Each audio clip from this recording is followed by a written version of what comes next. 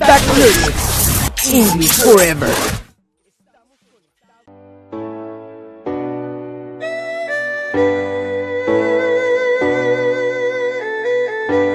Welcome to this week's edition of Feedback Learnex. I'm Marilyn Delacruz. I'm Diego. And today we're located in the Korean Pavilion found in Chapultepec Park. Today we're going to talk about history and demographics. About what, Mr. Diego? Well, we're going to talk about these things, but about all Far East, a different way of life. Yes. So, which is our new calendar for this bimester segment. Yes, Okay. Super interesting topics. In the next segments, we're going to talk about Chinese languages and the different dialects that are found in China. We're going to talk about Japanese handwriting and the different symbols that they use. We're going to talk a little bit also about the ethnic groups that are found in Cambodia, as well as the different languages that are found in Japan. Okay, that sounds great. So, guys, all members, Learnex members, Learnex feedbacks. Okay, so come and you should visit this amazing place. So, and also it's regarding about Korean things, Japanese things, and well, it's going to be all about these ethnic things, right? Yes, so stay tuned, guys. Hey, we're going to talk about an interesting topic, okay? Guys, do you know anything about Japanese or Japan? So today we're going to talk about the specific writing system in Japan. Well, this is a really complex topic, guys. So we're going to talk about the difference between these kind of writings, okay? So basically, Japanese writing system is based on kanji. And between some other like kind of difficult words to pronounce because it's Japanese, okay? For example, we have logographic kanji because it's based on that, but also we have like different kind of syllables such as hiragana, okay, and takakana, something like that, because it's Chinese, it's Japanese, and it's really complex to pronounce, but that's why we are here to learn about that, okay?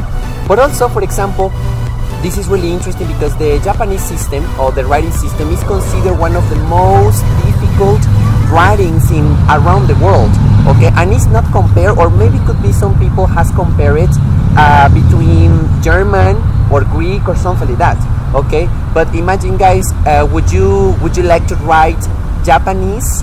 Okay, imagine it like mixing. It's a mixture of a lot of kanjis, okay? Kanjis are like those kind of symbols, okay, between these when you are writing in Japanese, okay? I think that is really important and really interesting to know about this topic, okay? So if you want to know more about this writing system in Japanese, come and join us in Learnex, okay, in your branches with your advisors, and maybe we can get more information about these guys. So what are you waiting for? So come on and join us. So we're going to take a look at the educational system in Singapore. Something extremely interesting about the educational system in Singapore is that Singapore is actually a super small country that's found in the southern tip of Malaysia. Now, what makes it so interesting is that not only is it super small, but the primary language that the educational system in Singapore is taken is in English. So, not only, if you remember one of our earlier transmissions of Feedback Learnex, we took a look at why English is so incredibly important to look at, to study, to learn for everything that has to do with the world. Now, the reason that it is so important is, look, to study in a different country, you have to know English. So in Singapore, not only do they use English as the primary language, but they also take and they teach every single subject from when the children are about 2, 3, 4 years old until they're college and university age. They teach them in English 100% except for what is the languages, the arts, cultural things, as well as the primary and mother tongues for Singapore. So something else that is extremely interesting is that Singapore's educational system is top in the world every single year. So they have extremely intense scoring systems, they have very intense study systems for the students, but something that's really important is that they're always looking to innovate the way that they teach, the way that they're taking about their courses, and the way that their students learn. Everything is very cultural, is very broad. They're not learning things that are closed-minded or narrow. They learn very global topics. So this is everything about the educational system in Singapore. If you have any questions, doubts, remember to give comments and we'll engage you. And thanks so much for tuning in. 5001-9642 Feedback Learning. ¿Qué es Learnex? Workouts, Interbranches. massive activities, learning tours, Learnex. special activities. Descubre. Vive. Siente el inglés en Learnex. Aprende inglés en Learnex. Inglés para siempre. 5001-9642 Feedback Learning.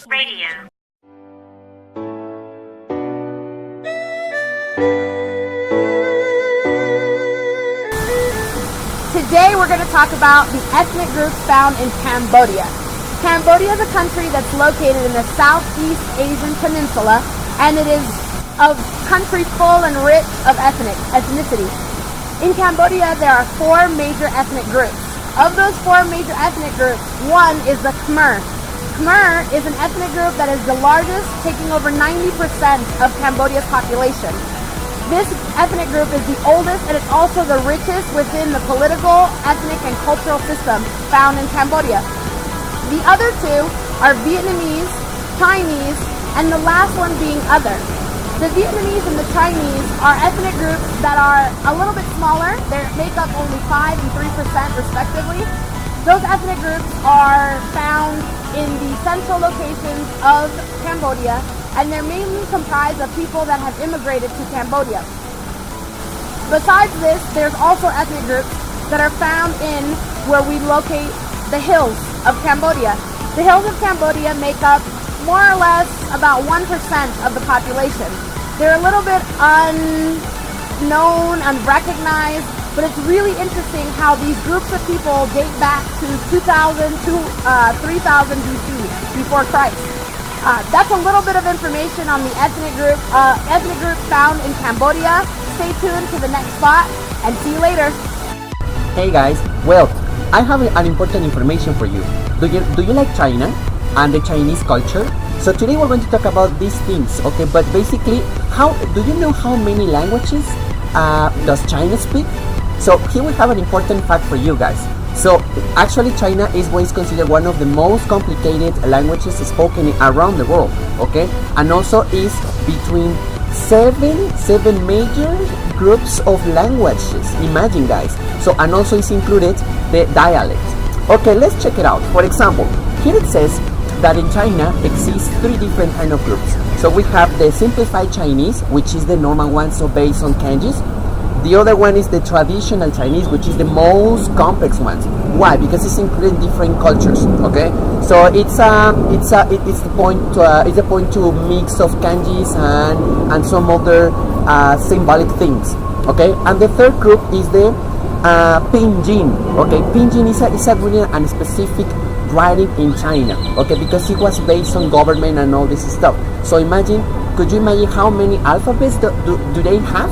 So it's really complex. Okay, now and also in Chinese languages, so we have kind of between like kind of different words. So for example, how to pronounce it, how to write it, but also about talking about the phonetic things. So guys, would you like to study Chinese? So first of all, so you need to select which of the 3 groups you are. Traditional, so we have the other one simplified, and we have the other like Pinyin. Okay, so as I told you, the most complex one so could be the traditional one. So in Chinese, so we have a lot of varieties of these things. So I think that if you want to learn these languages, so you should start learning and knowing the kanjis. Well, China is not that important for these languages, but also it's important because of the culture, because of the food and all this stuff. Okay, today we are just mentioning just some few facts about that. But guys, members, if you want to know more about these Chinese languages and maybe how to pronounce some words, so don't forget to come with us in the massive activity or maybe in the branches activity. Okay, so stay tuned, guys, and I'll see you later. Wow, everyone, that was a super interesting topic. It was really informative. I love how every week we've got something interesting and dynamic that we're talking about, Mr. Diego. Yeah, it was amazing things, and also for our members. So today the members learned a lot. Yes, but guess definitely. what? So we're going to have an interesting topic for the next transmission. Okay, tell us. Okay, guys, feedback Learnex today. We're going to talk about the cuisine and traditional clothing in the Far East, a different way of life. Okay, all right. That So sounds guys, good. stay tuned there for the next week. Okay, but remember that it's really, really, really important to follow us in our YouTube channel. So Learnex current event, and also in our blog. What's the blog, Merlin? It's www.learnex.com.mx, and all of our social media you can find below on links. Okay, and on Facebook too, guys. So don't forget to follow us, please, and give us a like. Okay. So Well, that's we have to it. See you finish. guys next week on Thursday at 9:15 to talk All about right. cuisine and traditional clothing. Yeah. See you guys next week. We are Learnex.